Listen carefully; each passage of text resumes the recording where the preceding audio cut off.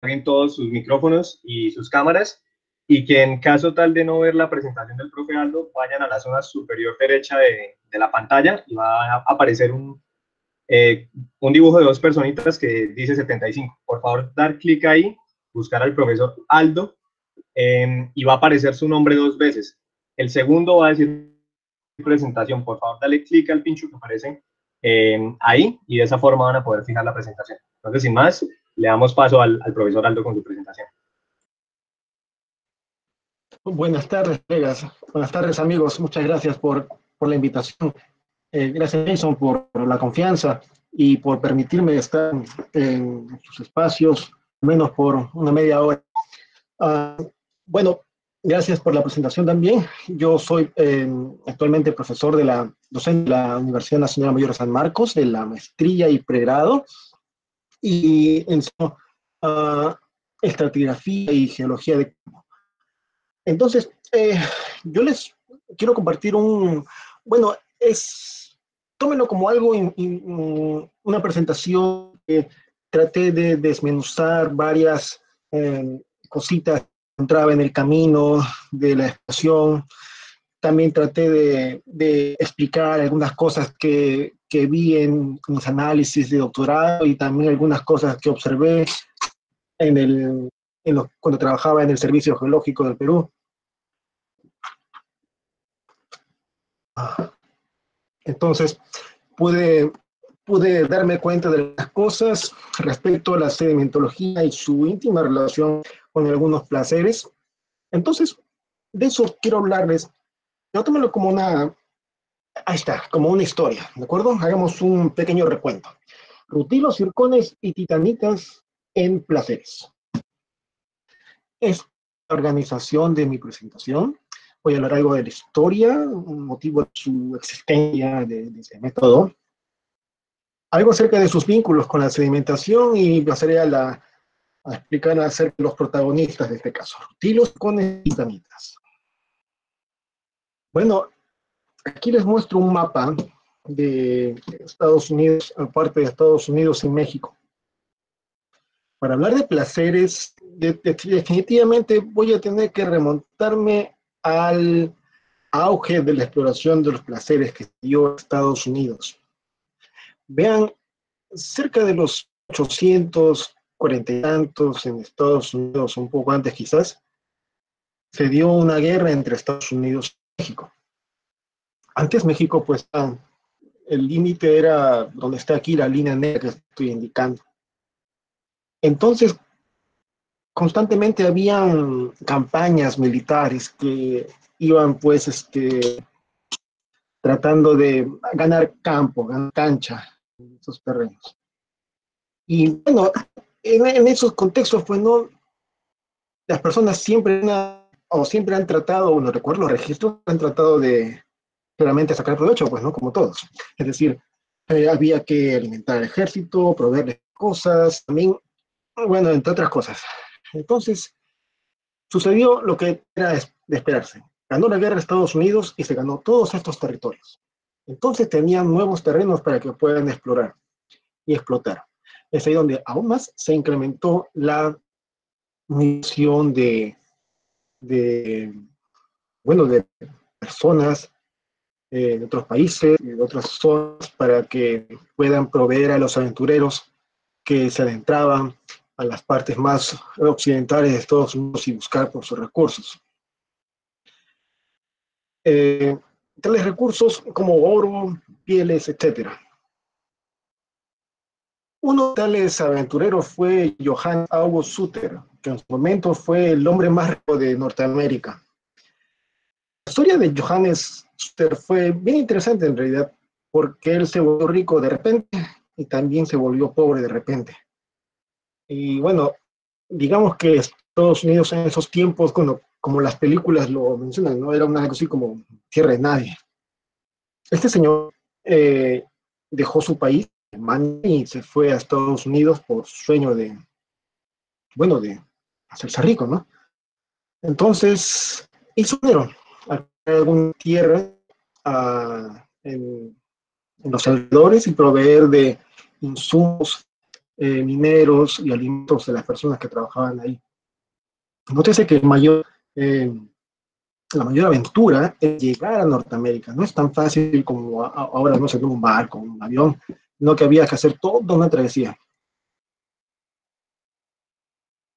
El hecho es que este señor, pues, hizo un buen negocio. Así es en realidad como se enriquece la gente, más que por hallar oro o pieles, eran las personas que abastecían a los aventureros. Sin embargo, pasó algo trágico. Bueno, no trágico, es no, algo trágico. Lo bueno es de que él en su terreno, en su extenso terreno, pues lleno de ganados, lleno de agricultura, lleno de más cosas, encontró mientras se bañaba, encontró algunos sedimentos del río y vio de que brillaban. Y oh sorpresa, había oro. Había oro en todos lados. Así que simplemente pues se pudo sacarlo todo y se hizo rico. Lamentablemente él no supo manejar ese secreto y otras personas pues fueron con el secreto a literalmente todo el mundo.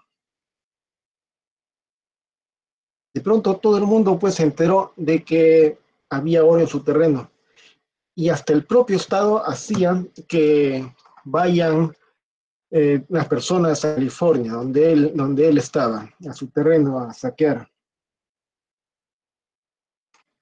Entonces, simplemente no fue la decadencia de Suter, lo perdió todo. Entonces, cada vez más aumentaba la fiebre del oro que se dio, al menos en California. La fiebre del oro en California se dio en 1848 y 1864. En una San Francisco que era poblada por 600 personas, en pocos años llegó a haber más de 100.000 o incluso 300.000 personas, todos buscando oro.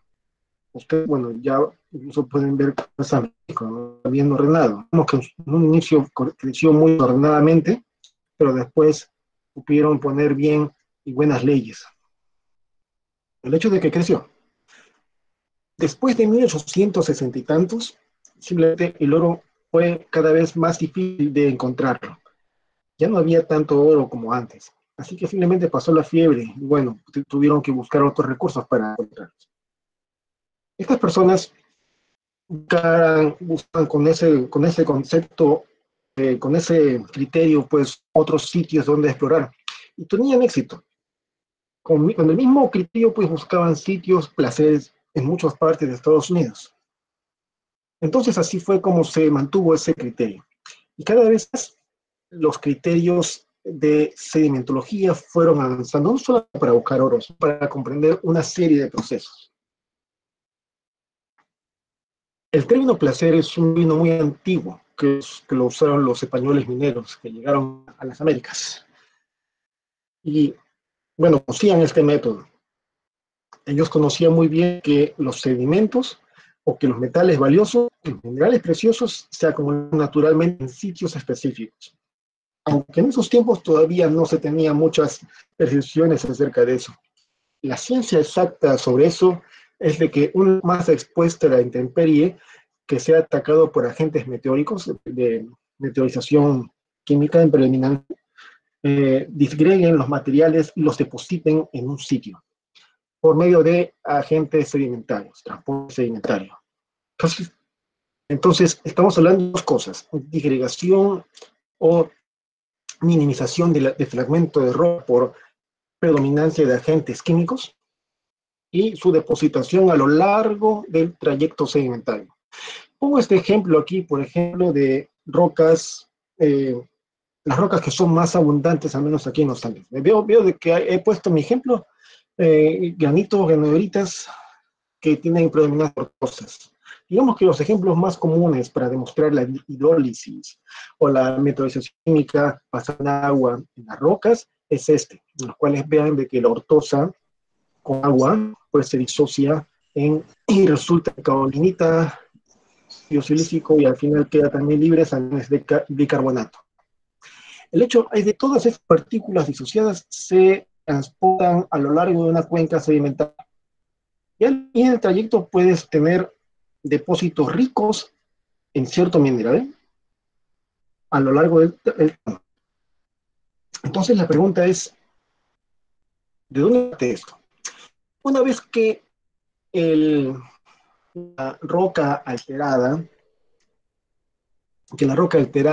se altera in situ, se genera un suelo. Esto es un perfil típico de suelo. Mejor dicho, más que típico, es un perfil ideal de un suelo. Digo ideal porque, bueno, no siempre están todas estas capas. Pero en Uvira, ustedes deben saber de que comúnmente se conforma por horizonte O, horizonte A, horizonte B, C y D, en los cuales el horizonte B para efectos mineros de exploración son los más interesantes, porque ahí es donde se concentran todos los materiales lixiviados de producto de la hidrólisis. Digo siempre la hidrólisis porque es el efecto que más ocurre en las rocas en general. Entonces, es como si fuera una gran coladera que hace de que todos estos metales queden aquí en el horizonte B concentrados. En un suelo, como le decía, no suelen estar todas las capas. Por ejemplo, en este suelo tenemos la roca madre directamente con de repente el horizonte O o el horizonte A quizás. A veces ni siquiera tienes nada, solamente la roca fresca o afloramientos. Sea como sea, la mínima porción de suelo que pueda haber es igual de transportada y erosionada y transportada por todos los eh, cursos de río que pueda haber o todas las precipitaciones que pueden ayudar en la formación de drenajes.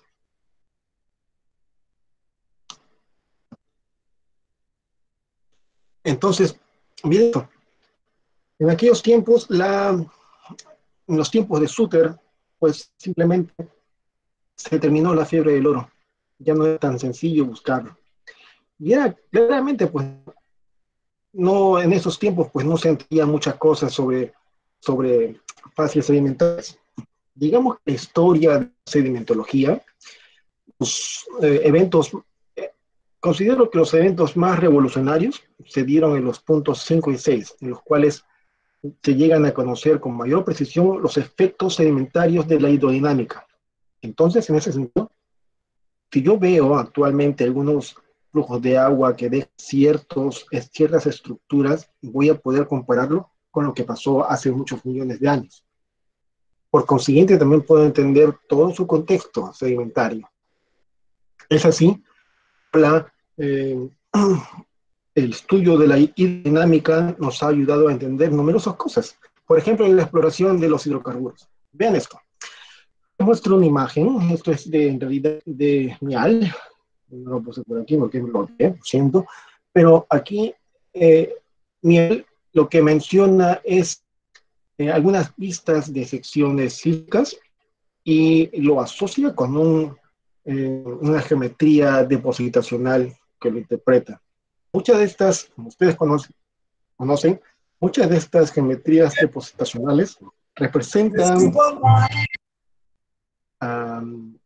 representan algunas asociaciones de elementos arquitecturales, los cuales a su vez representan fielmente un ambiente sedimentario. Un ambiente sedimentario, la existencia de un ambiente sedimentario a la vez te puede dar pautas de quién está arriba y quién está abajo. Claramente, si es que no hay discordancias o hiatos que me interrumpan la sucesión. Un poco más acerca de este interesante contexto sedimentario. Primero es esto. Esto es la selva peruana, ¿de acuerdo? Por aquí está Coro del Pozuzo, por aquí está el río Ucayali. La selva peruana es un sitio, pues, que es casi plano, pocas gradientes y tiene pocas lomas en los alrededores. Está un tantito lejos de las montañas de los Andes. Entonces, si pueden observar, pues aquí hay muchas evidencias de ríos sinuosos, o meandros, como se les quiere conocer también. Yo quiero mostrarles algo acerca de el transporte de sedimentos. Vamos a echarle un vistazo aquí donde está ese cuadrado rojo, ¿lo ven? Tiene más o menos un poco más de 20 kilómetros de largo. Lo vamos a girar 90 grados, ¿sí? Girado 90 grados. Vean, este es un río sinuoso o conocido también como meandro. Lo que está aquí indicado en haces de sedimentos se le conoce como point bar. Vean de que también hay muchos de esos point bar lateralmente, ¿verdad? Realmente, como conocemos, muchos de esos haces son fragmentos de río que van siendo abandonados y se forman ciertos tipos de lagunas con una suerte de efectos sedimentarios asociados a ese episodio, ¿verdad? Fíjense que quiero mostrarles una evolución bastante rápida. Esta es la vista satelital de cierta parte del río Cayali en los alrededores del 9 de octubre en 1969. Por favor, prestémosle atención a estos cuatro circulitos que dicen X. ¿Ya? Voy a ir pasando las diapositivas simultáneamente y vean de que los X están fijos. Lo único que se está moviendo son los haces. 85, 92, 97, 2005, 2009, 2016 y 2019. Ha habido un movimiento en realidad, ¿no? Ha habido un gran transporte. Digamos que eso se le conoce en términos sedimentarios como una migración lateral de los sedimentos. Ustedes han podido observar de que, perdón, no lo mencioné, ¿verdad? La dirección del agua es de izquierda a derecha, es decir, de norte a sur. Pero estos sedimentos están migrando lateralmente. Digamos que desde hace 50 años, 1969 hasta la actualidad, ha migrado 5 kilómetros. Este pedazo ha migrado 5 kilómetros hacia el oeste y este pedazo ha migrado hacia el noreste. Por eso quiero mostrarles algo. Esa migración de sedimentos, si migraron 5 kilómetros en 50 años, tengan en consideración cuánto puede migrar en millones de años. Es muchísimo, es una masa increíblemente grande. Obviamente, siempre y cuando no haya barreras que lo detengan o limiten. Si es que migra, es porque naturalmente tiene la libertad y la gradiente y la planicie y el espacio para que pueda.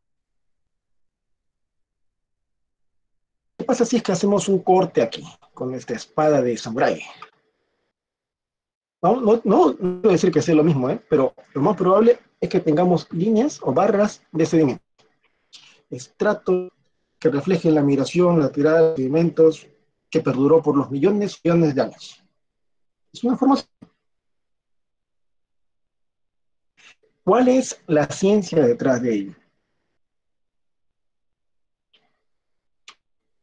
Todo bien, ¿verdad? ¿Me escuchan? Quiero que, Sí, señor, todo perfecto, bien. quiero que me presten atención en este dibujito. En estos canales representan un meandro, ¿de acuerdo? O más que eso, representa un curso de río, que parece, según Allen del 82. Allen creo que he tenido que chequearlo, porque es para mí uno de los mejores textos que nos puede explicar acerca del efecto sedimentario de los flujos de agua. Lo explica. Yo me tomo mucha atención en tomarlos para explicar algunas cosas en las exploraciones que realizo. Y vean esto. En estos dos que están arriba, según Allen, son descargas de sedimentos, o de agua, mejor dicho, que sucede en una velocidad relativamente menor, ¿de acuerdo? La de arriba se supone de que ocurre en una velocidad, en la parte superficial, mientras que abajo, en la zona del bottom, en el fondo del río, ¿de acuerdo? Entonces, estas dos situaciones suceden en una velocidad que es lenta y me indica de que la parte lenta ocurre aquí donde está en rojo. Aquí en rojo. Y aquí la más rápida aquí donde están las rayas verticales verdes. Sin embargo, la historia es un tanto distinto en los dos siguientes. Los dos curvas que están abajo indican un análogo del superior, es decir, este que está aquí me indica una velocidad, un curso de aguas en la parte superficial del río, mientras que el que está abajo, el curso de las aguas en la parte profunda del río, en los cuales vean de que la velocidad es un poco mayor y aquí guarda cierta acumulación de menor velocidad en esta parte de aquí. Y en la parte profunda, pues ya casi no hay nada. Básicamente es transporte. Los sedimentos simplemente van. Lo que voy con todo esto es, al parecer, la acumulación de sedimentos, sean ligeros o pesados, tiene mayor predominancia justo en estas partes donde no le golpea el río y es protegido por un point bar. Aquí es donde se forman los point bar, es decir, aquí la sedimentación mirando hacia abajo. Los point bar van siendo y los point bar resultan del descenso o el decrecimiento de la velocidad de las aguas y se van acumulando sedimentos en estas fracciones. En ese contexto, cuando los sedimentos resultan atrapados, es ahí donde se depositan o se entrampan, mejor dicho, los minerales pesados. Una práctica similar usaron pues los pioneros buscadores de oro en San Francisco. Es decir, ellos colocaban trampas en los cursos del río para que simplemente el agua disminuya la velocidad. Al disminuir la velocidad, pues simplemente los minerales más pesados caían. Ese es el mismo criterio el cual Allen está explicando aquí. Solo estos corresponden a entes naturales. Entonces, que vean, la sedimentación se acumula o como que acreta, como lo dice Allen, un mial. Entonces, simplemente van a resultar estructuras sedimentarias que se van apilando uno a otro, es decir, laminaciones oblicuas o prensaduras. Esta es una representación, respuesta de un decrecimiento de la velocidad. No voy a decir exactamente dónde dónde no puede haber, porque, bueno, no puedo, pero aquí les voy a mostrar algunos conceptos para que ustedes saquen sus conclusiones. Por ejemplo, siento. Estamos en el point bar, ¿de acuerdo? Y vean, esta es una fracción del point bar y vean de que inicia con una base erosiva, ¿no? Los granos gruesos. Entonces, como les mencioné, se generan migraciones oblicuas que generan uno y otro, y la migración es de la derecha. Y en esta parte de aquí, que es la parte más rápida, donde no se genera ninguna sedimentación, sino más bien, al parecer, transporte de sedimentos, son sedimentos se van de largo, se van de frente, no quieren descansar. En cambio aquí son más flojos, más flojitos y se quedan por cambios en el clima o por cambios tectónicos, posiblemente, que la sedimentación varíe y ya no se va a producir esta sedimentación de ciclásticos, sino simplemente va a acumularse pues finos. En el caso de que se genere un desborde, posiblemente se genere más humedad, va a generarse ese tipo de sedimentación. Sin embargo, sí que se tiene una ciclicidad, va a repetirse esta sucesión una y otra vez. Y su arreglo sedimentario me va a dar una idea de qué es lo que está pasando, de qué es lo que ha pasado. A lo que voy todo esto es ciertas facies de estos realmente nos van a representar la posición en la que estamos respecto al meandro, en caso de que estemos en un meandro, sino nos va a dejar en dónde está la concentración de estos minerales pesados. Estos son los elementos arquitecturales de Mial. Mial es un geólogo canadiense que fue el primero en proponer los códigos de Mial para describir las fases sedimentarias y alegrarnos o facilitarnos la vida en términos de exploraciones y describirlas mejor. Es algo así como un apodo que está en las rocas, que vamos a decir, areniscas con un ubico a CSX, y ya adelante, más arriba, unos metros, he vuelto a la misma fase, entonces le pongo el mismo apodo. Él dijo de que ciertos grupos de elementos arquitecturales nos van a dar algunos de estos elementos, algunos de estos imágenes. Y cada una de estas imágenes nos representan o ensamblan un todo, que es nuestra que está aquí.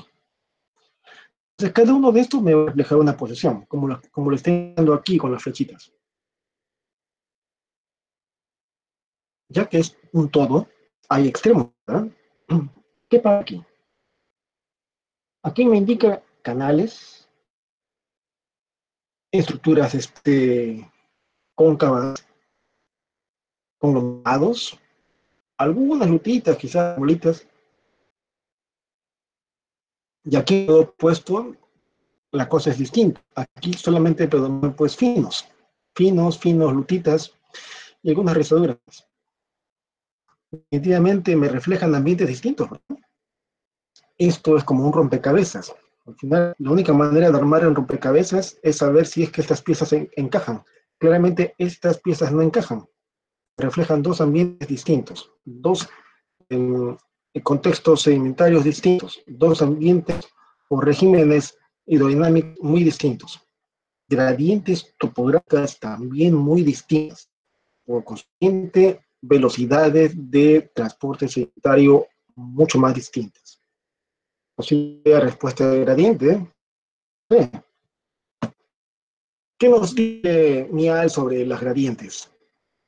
Él decía de en un sitio donde tienes una gradiente más alta, es decir, cuando tienes una topografía más empinada, los ríos van a ser más rectos, más rectilíneos, vean cómo está aquí. Sin embargo, si es que el contexto se hace opuesto y tienes sedimentación en un sitio que es plano, con gradientes bajas, pues va a resultar pues en generación de sinuosidades fluviales. Según Arche, él decía de que en un río en los cuales hay poca sinuosidad, como está aquí, la descarga de sedimentos es alta. Ojo, dije descarga. Es decir, los sedimentos que se generan aquí, que están generados, depositados por intemperismo químico o por todos los procesos de intemperización que puedan haber en las cabeceras de cuenca, están aquí y todos se van a ir muy rápido o a su acumulación final. Descarga rápida y alta. Pero si vamos al lado opuesto, vamos a ver que aquí la descarga va a ser. ¿Saben por qué? Porque el elemento va así, a la derecha, izquierda, a la derecha, a la izquierda, a la izquierda, derecha, izquierda, después de mucho tiempo, al final. ¿Cuántos millones de años ha tomado de ahí? No lo sé. O quizás ni diga. Es que es trabajo constante. Visto en el ejemplo de las imágenes satelitales, en vez de que se vaya a su cuenca final, va de lado. Eso tiene una connotación mineralógica muy, muy, muy marcada. Va a estar claramente definida por los ambientes sedimentarios. Pero ¿cómo podemos abarcarlo de un modo un poco más amable para que podamos visualizarlo un poco mejor? Se me ocurrió algo. Digamos que los Andes no solamente influencian en el clima, sino que también influencia abundantemente y notoriamente el estilo de alimentación. Es decir, digamos, en el Paleozoico, en el Mesozoico peruano, sabemos de que no existían los Andes, ¿verdad? No había Orania, al menos la andina no. Entonces no habían grandes montañas, podrían quizás bloquear corrientes de humedad o generar grandes cantidades de sedimentos, al menos no se tiene tantos registros. Y pues la sedimentación era muy amplia. Los autores coinciden en que en esos tiempos existían extensas plataformas siliciclásticas que lateralmente le correspondían plataformas carbonatadas y en ciertos sectores también de plataformas tidales, ambientes tidales. Entonces, tiene sentido. Sin embargo, cuando emergen Andes, pues todo cambió. Los Andes emergen y se generan un montón de puntos deltaicos, muchos de ellos de gran uso, muchos cuencas intramontañosas, en muchas partes de los Andes, ustedes lo saben, y por consiguiente, pues las variaciones laterales de los sedimentos en depósitos cenozoicos van a variar lateralmente muy rápido. En unos 10 kilómetros ya te cambiaron las fases.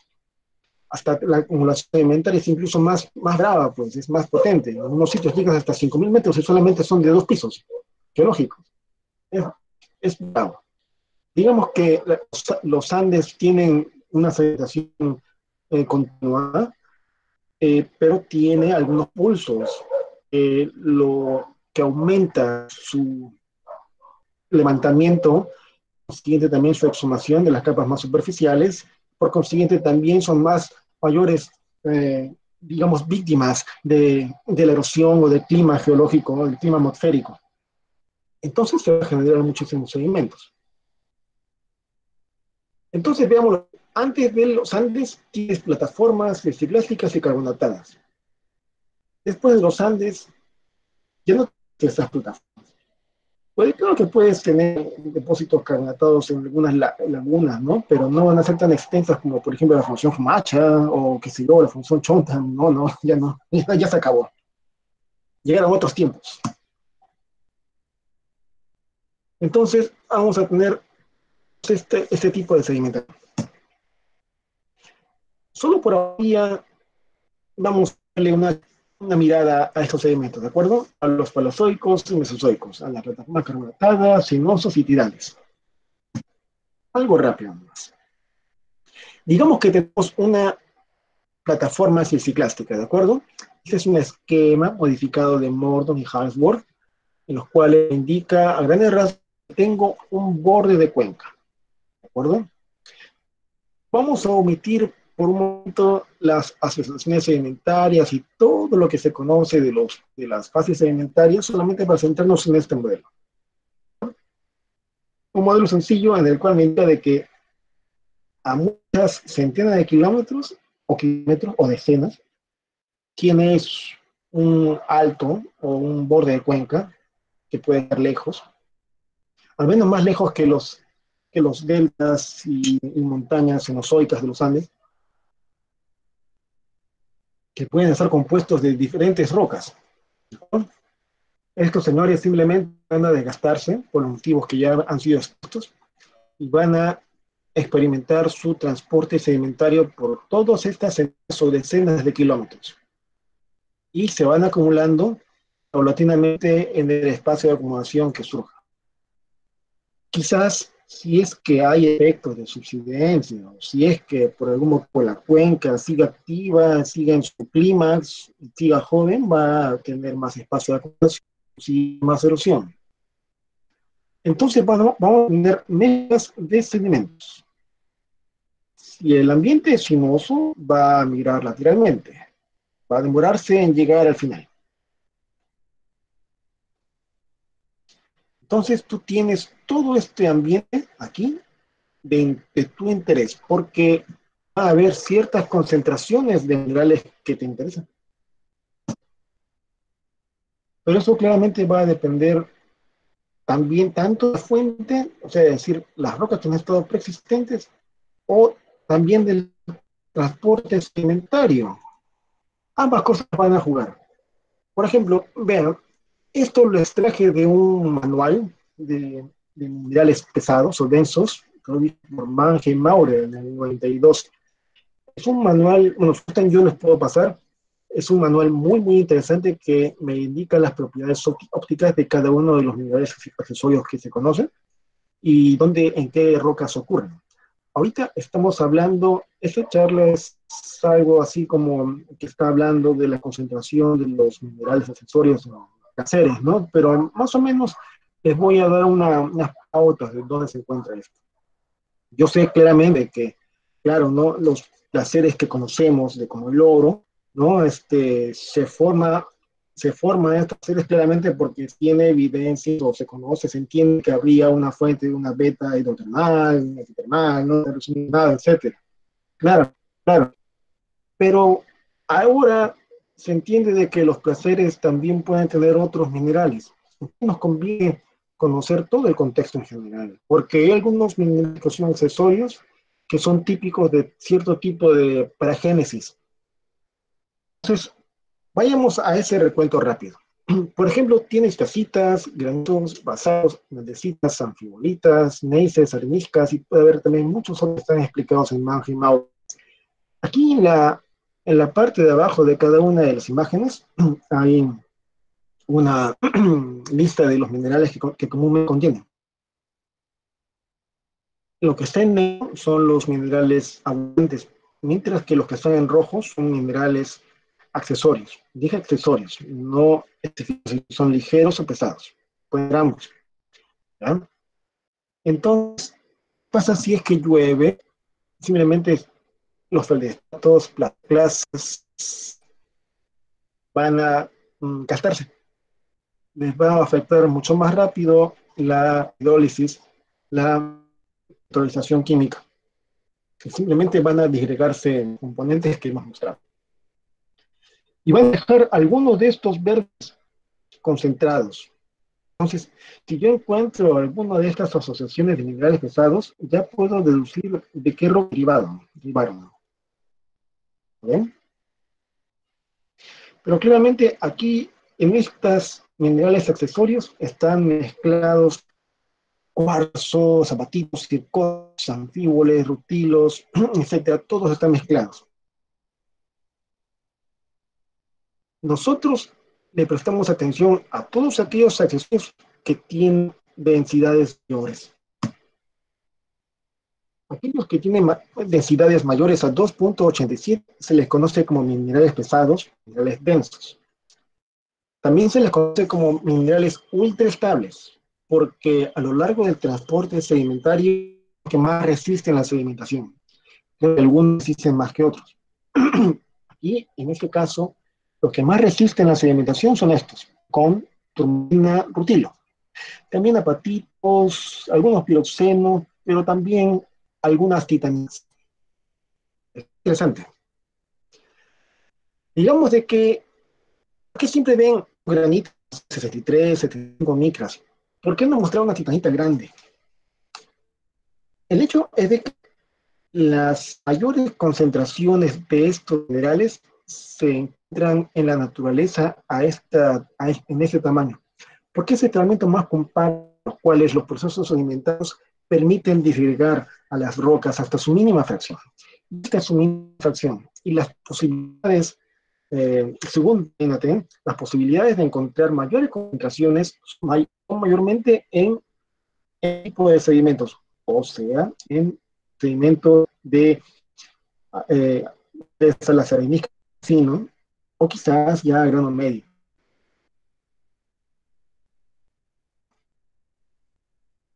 Como les digo, una forma de laboratorio de es cuando tenemos el concentrado de minerales densos, obviamente extraído de facies que yo pienso que van a estar acumulados, como por ejemplo en ciertas que lo entiendo como, o que yo lo deduzco como un point bank o en laminaciones oblicuas, ¿no? Donde decrece la energía. Yo voy a pensar en sacarlos de ahí porque sé encontrar más minerales densos. Entonces, he hecho experimentos en estos segundos y simplemente los separo. Y me van a...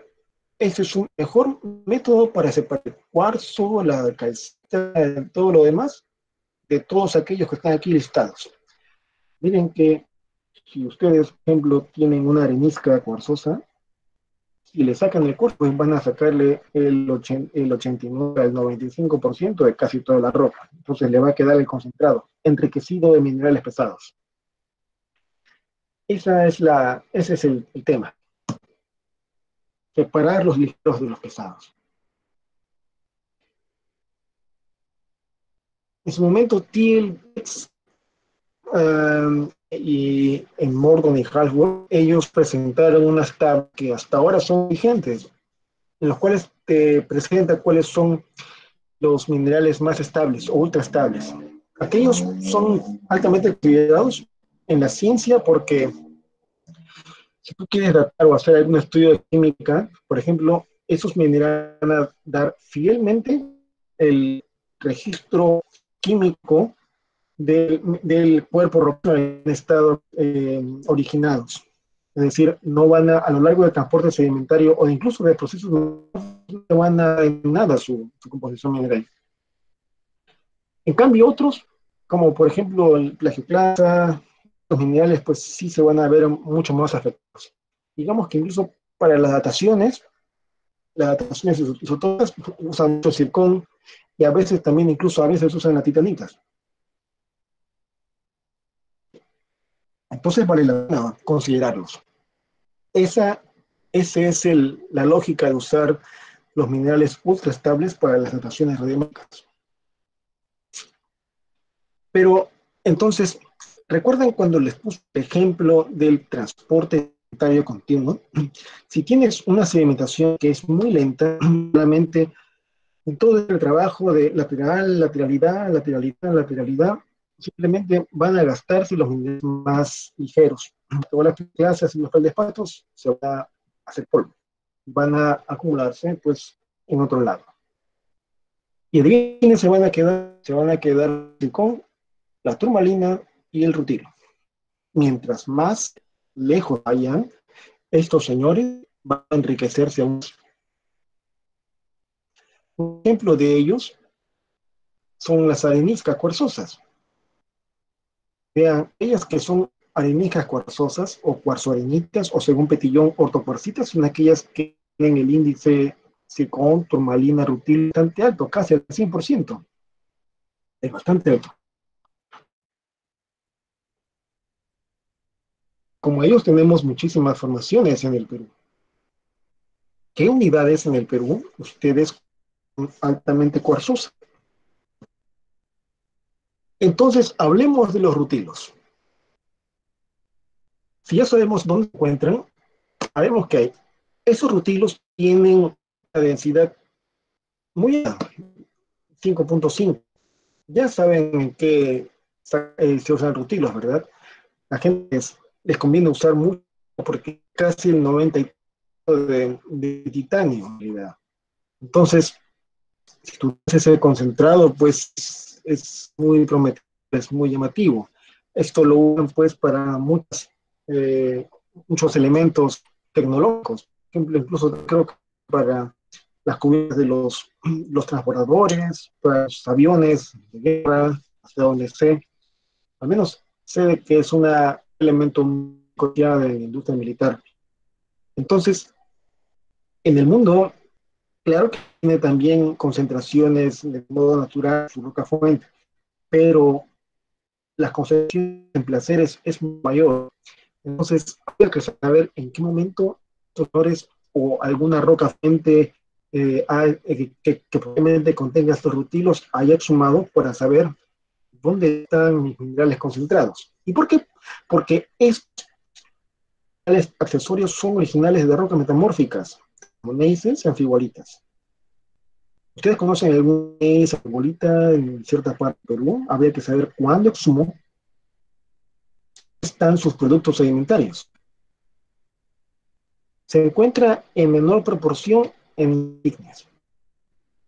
Según Force, es un estudioso de los rutilos, dice de que la génesis de un rutilo está generalmente favorecido en rocas que experimentaron ultra high temperature, como de Martinoli. Ya se están ubicando, ¿verdad? Hay muchos sitios con ultra high temperature de metamorfismo en Perú. Vean a Marte. Y rocas sedimentarias están asociados con zircones, anatasa, le dicen, y titanita o esfenas, porque son ultra estables. Vean de que hay ciertas coloraciones en la titanita. Generalmente, claramente está asociado pues, con algunos elementos raros. Lo que indican aquí, pues, algunos procesos metamórficos, pues usualmente en su proceso metamórfico inicial, tiene relaciones con rutilo y ilmenita. Finalmente, termina siendo asimilado todo para la formación de rutilo. Y eso es que se entiende de que son de ultrametamorfismo. Según Meinhold, tiene la mayor concentración de titanio. Después, casi el último titanita. En IGEMET logramos publicar algo acerca de esto. Sucede que en ciertas rocas jurásicas del sur del Perú hemos encontrado algunas concentraciones bastante significantes de mineralizados. Entre ellos, en numerosos niveles, hemos encontrado rutilos. Y bueno, actualmente sé de que algunas empresas están interesadas en buscar por ahí. Entonces, bueno, hay que pegarle una atención a ciertas, ¿verdad? Que puedan tener o que puedan entender que esas arenas han sido ampliamente retrabajadas. Aquí están los rutilos y los circones que están los circones que están muy concentrados entre ellos. Hay niveles que a veces, sin siquiera tener necesidad de pasarles el líquido pesado, había a la vista. O sea, es realmente rico en circones. Y estos que están aquí, el medio que ustedes ven, son titanitas. No son ni mesozoicas ni mesozoicas. Son pendientes a sedimentos cenozoicos de la formación camaria. Vamos a ver un poco acerca de sus eh, ambientes, pero antes, silicones. Hay algo interesante sobre los silicones. Como los dije, el silicón también es un mineral ultra estable. Es de amplio uso. El, en la geociencia, pues, lo usan muchísimo como defensa para hacer dataciones métricas. Hay muchísimos métodos para hacer dataciones, muchísimos, ¿cómo se dice? Modos o propósitos, está, muchísimos propósitos para hacer dataciones, no solamente ponerle la edad al sedimento, sino entender algún comentario, algún proceso magmático, orogénico, etcétera. Entonces, vale la pena tomar algún zircón. Su densidad es un poco menor que el rutilo. Se le puede reconocer muy fácilmente porque el índice de reflexión es bastante alto, miren. Eso hace de que aquí en los bordes se formen capitas negras. Entonces, esos señores en realidad pueden estar en cualquier roca, casi en cualquier roca. Pero su origen todavía es un tanto discutido. Me refiero a la morfología. Muchos autores han tratado de asociar su paragénesis o su génesis o su morfología cristalina a una litología específica. No han tenido mucho éxito en realidad en eso, porque han visto que al final, si tomamos así los trabajos, se entiende de que cualquier forma puede ocurrir en cualquier roca. Pero por eso es de que personas como Vermeer y numerosos autores han tomado pues estándares para que podamos tomar una edad consistente, es decir, si queremos tratar algo, ¿no? A menos que sean 110 gramos de circón en alimentaria, es decir, si fuera una línea, pues no cuenta eso de que quieren hacer uranio. Lo que con esto es que es un tanto difícil según las referencias. Yo les puedo decir que seguro que la experiencia de que generalmente, digo a rajatablas de que sí sea, pero al menos de que hay una cierta distancia que algunas, por ejemplo, la mayoría de rocas plutónicas que he visto, la mayoría de ellos se presentan en formas cristalizadas, prismáticas. Se puede ver algunas caritas, rocas plutónicas, ¿de acuerdo? En rocas metamórficas he visto de que mayormente los circones son algo así como redondeados. No tan fragmentados, sino más bien redondeados. Es como si estuvieran redondeados en el interior de la cámara. No digo que así sean todos, pero al menos hay una recurrencia en este tipo de hábito. Y en las rocas volcánicas igual, ¿no? Al parecer he visto de que la mayoría de circones de origen volcánico, pues parecen agujas, son así como circulares. Al menos no ocurre en andesitas altos, ¿no? Pero en las rocas así he visto, pues ocurren así. Pues en una roca sedimentaria, pues ocurre de todo. Puede haber de todo, en realidad, deriva de fuentes que, no lo sé, puede ser cualquier fuente, ¿no? Dependiendo. Y finalmente, según Meinhold, yo me acuerdo que él era el loco Rutilo, él es un alemán que hice mi doctorado con él y es un capo de los rutilos, y él eh, trató de clasificar, diferenciar la genética de las titanitas por medio de su composición tópica. Cuando llegué del campo, me acuerdo, el viaje de alimentos, él se emocionó porque tenía un montón de titanitas, casi todas mis sedimentos cenozoicos que de mi tesis tenían titanitas. Y había algo interesante. Ustedes deben saber de que las titanitas se originan en rocas metamórficas, plutónicas y raras veces en algunos volcánicos, pero no es muy común.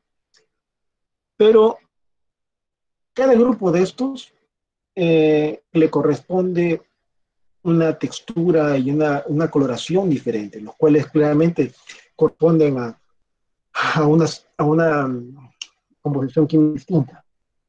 Por ejemplo, he sacado muestras del batolito de San Nicolás, que es del Ordovícico, que son neises y granitos, del macizo de Arequipa, que es una roca de anfibolitas y neises también, más anfibolitas que neises, del precámbrico, batolito de la costa, que son granoderitas, el grupo Tacasa, bueno, también granitos, duritas, y vean de que hay una marcada diferencia, ¿verdad? A mí lo que son marrones y lo que son verdosos. Su coloración puede ser verde pálido o marrón, según Maurer. Entonces, si es un poco, no, y como dicen estos señores, comúnmente en esquistos, neises, anfibolitas, también en pegmatitas. Vamos a poner un ejemplo. Estas son las rocas que le comentaba. Tomé mi doctorado sobre provenincia sedimentaria de la formación camaná del Cenozoico. Son deltas de grano grueso, sedimentos deltaicos del Cenozoico, que formaron durante el tiempo en que estuvieron en proceso de exhumación, tanto la cordillera de la costa aquí, como la cordillera occidental que está acá atrás, y aquí en el medio la cuenca Moquegua. Entonces la idea era saber dónde vienen o si es que estos sedimentos de la formación camaná tienen alguna netamente influencia del Batolito de la costa o si tienen alguna influencia de la cordillera occidental o del altiplano.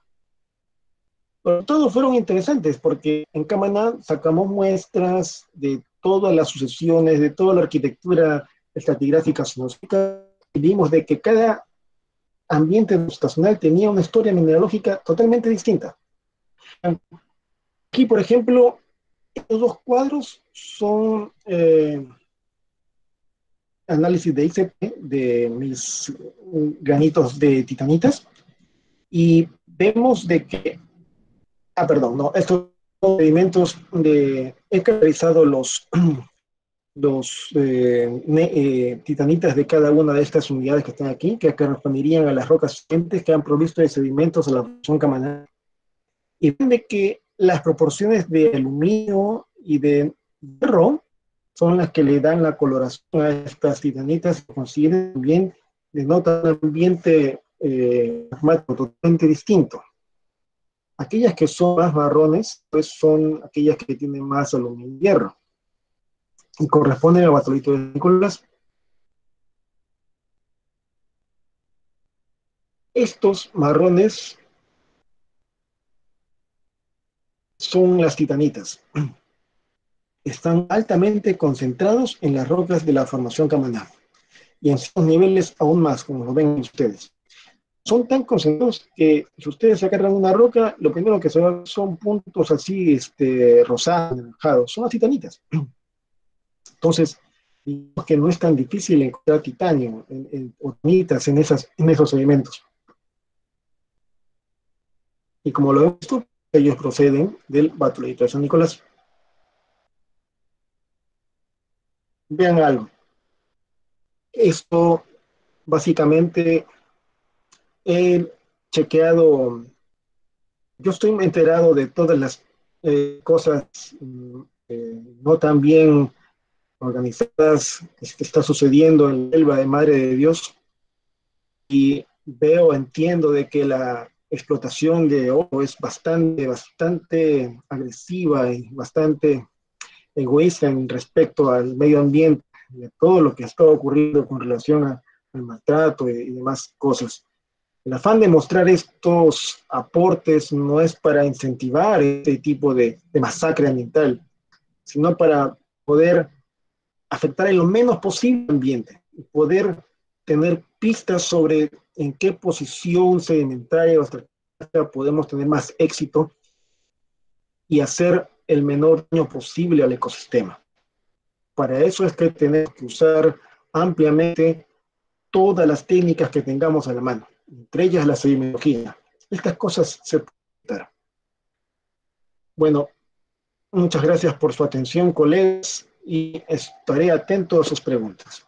Espero de que les haya agradado y estoy a su disposición. Bueno, muchas gracias al profesor Aldo. Ahora en ese momento, como él lo menciona, vamos a abrir espacio para algunas preguntas. Entonces, micrófonos abiertos.